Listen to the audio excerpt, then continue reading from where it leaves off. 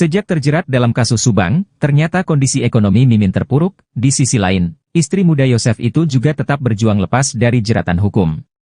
Sebagaimana diketahui, saat ini Mimin ditetapkan sebagai tersangka kasus Subang. Bahkan selain suaminya, Yosef, kedua anaknya Arigi dan Abi juga jadi tersangka. Yosef yang biasanya menjadi tumpuan keluarga Mimin kini mendekam di penjara. Belum lagi, usaha Yosef menjalankan Yayasan Bina Prestasi Nasional ikut terdampak akibat kasus pemerkosaan nyawa ibu dan anak di Subang tersebut. Beruntungnya, Arigi masih bisa bekerja di konter HP. Hal ini diungkap oleh kuasa hukumnya, Rohman Hidayat. Rohman mengungkap kondisi ekonomi Mimin sejak terjerat kasus Subang bertumpu dari penghasilan gaji Arigi.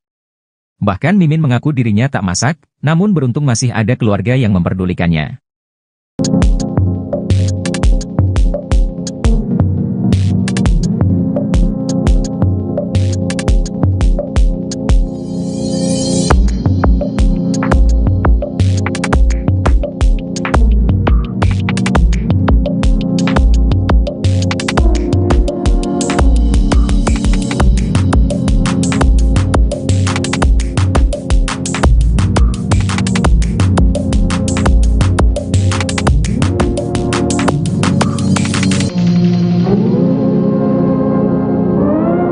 Dalam wawancara terpisah, Mimin Mintarsih sempat mengungkap kondisi ekonominya seusai terjerat kasus Subang.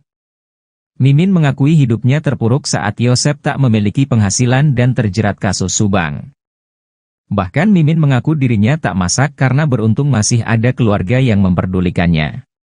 Bagi Mimin, jangankan memikirkan makan, sejak terseret dalam jeratan hukum, ia mengaku hanya bisa memikirkan kasus Subang. Mimin hanya bisa memikirkan agar kasus yang menjeratnya tersebut cepat selesai. Mimin mengaku selama ini beban hidupnya menderita justru bukan karena tidak bisa makan tapi karena ingin lepas dari kasus. Bahkan Mimin mengaku sejak terat kasus Subang, berat badannya turun drastis karena beban pikiran. Kini ia hanya bisa bertahan hidup dan menjaga kesehatan untuk menghadapi kasus yang dianggapnya sebagai cobaan hidup. Untuk membayar pengacara atau kuasa hukumnya, diketahui Mimin pun tak tahu menahu soal hal tersebut. Diungkapkan oleh kuasa hukumnya, Rohman Hidayat mengaku dirinya pun mengaku tak pernah mendapatkan honor dari jasanya. Rohman mengaku selama ini dirinya ikhlas membantu Yosef sebagai bentuk rasa pertemanan.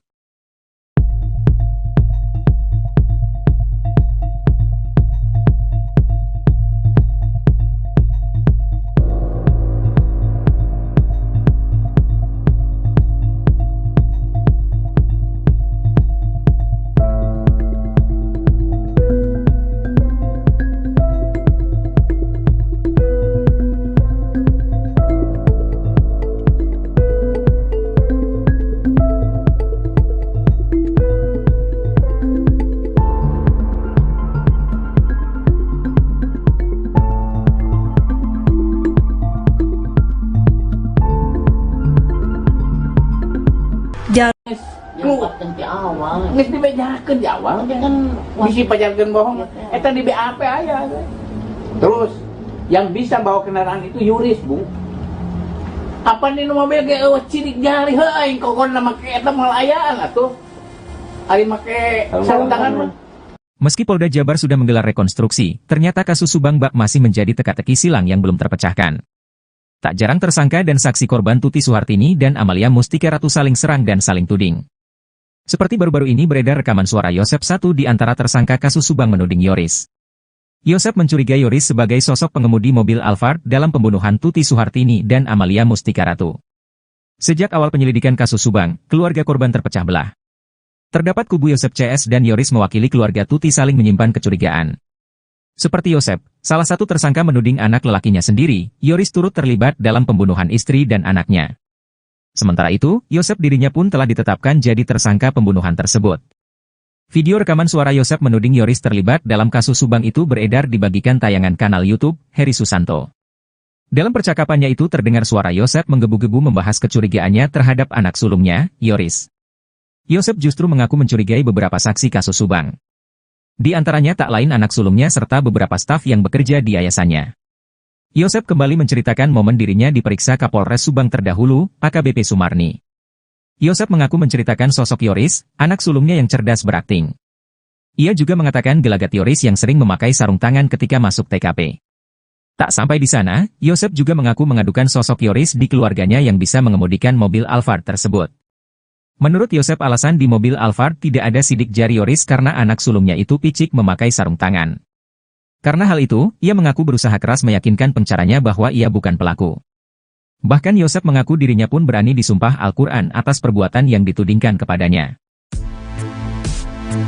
Tim kuasa hukum Muhammad Ramdhanu alias Danu Ahid Syaroni tak habis pikir kenapa Yosef Hidayat tetap mengikuti rekonstruksi kasus Subang. Yosef adalah tersangka kasus Subang pembunuhan ibu dan anak, Tuti Suhartini dan Amalia Mustika Ratu. Yosef mengikuti rekonstruksi yang digelar Polda Jabar yang merupakan keterangan dari Danu. Diketahui, Yosef menolak keterangan Danu yang menyeret namanya sebagai pelaku pembunuhan keji ini. Tetapi, Yosef tetap mengikuti jalannya rekonstruksi kasus yang berlangsung pada Rabu, tanggal 22 November tahun 2023. Kuasa hukum Danu, Ahid Syaroni seperti dikutip Tribun Jabar dari YouTube Heri Susanto pun bertanya-tanya. Ahid menjelaskan, bahwa Yosef sejatinya memiliki hak untuk menolak melakukan rekonstruksi yang terjamin dalam undang-undang. Sebagai informasi, 3 tersangka lain yaitu Mimin Mintarsih, Ariki, dan Abi yang sempat hadir di TKP pun dipulangkan karena menolak rekonstruksi. Ahid pun menduga adanya skenario yang sengaja dilakukan tersangka dalam menghadapi kasus tersebut. Pengacara Yosef, Rohman Hidayat menjelaskan Yosef tetap melakukan rekonstruksi karena ingin mengetahui seperti apa keterangan Danu. Hingga kini, Rohman Hidayat meyakini bahwa keterangan Danu yang ia berikan ke kepolisian adalah pengakuan bohong.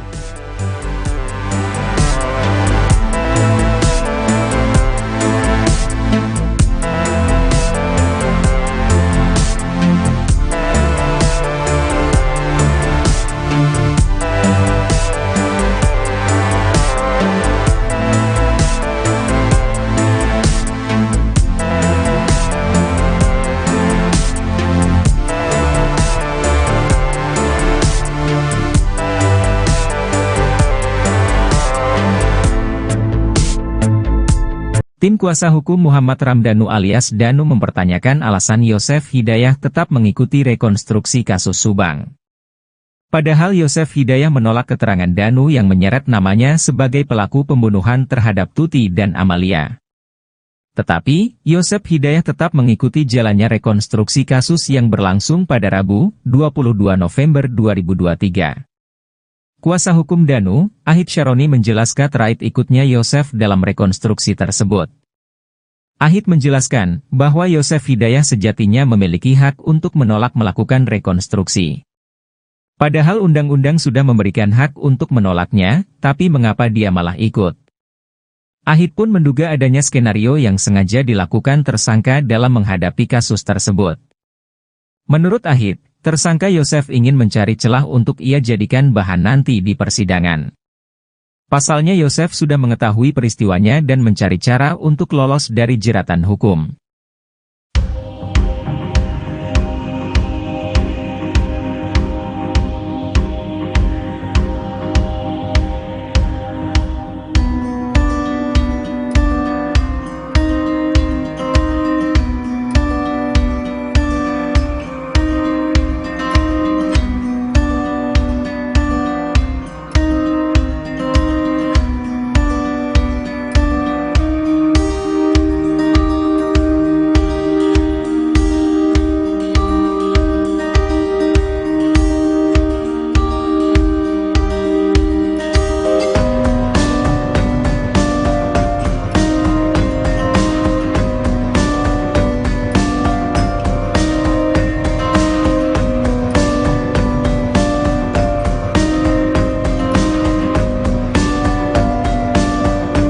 Sejak terjerat dalam kasus Subang,